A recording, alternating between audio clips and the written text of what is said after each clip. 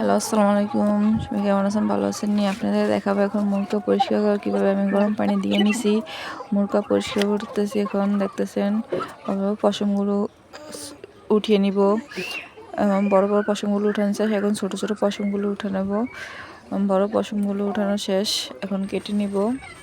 এখন আপনারা দেখতেছেন দুইটা মুরগা, বলবেন দুইটা দেখাইছি, একটা এখন আসে দুইটা।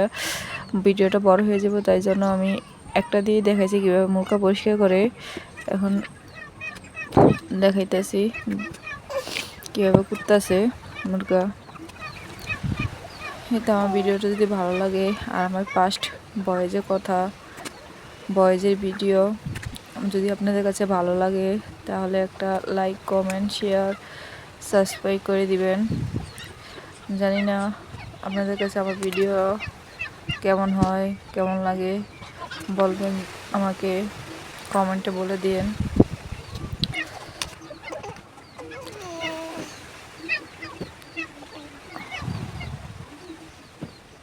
এটা আমাকে এখন রেডি করা হয়ে গেছে।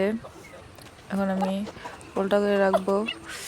আবার হঠাৎ দেখি একটা বিলি আসছে আমার সামনে, তাকে একটু মুরগা পেড়ি দিয়ে দিলাম, নিয়ে গেল।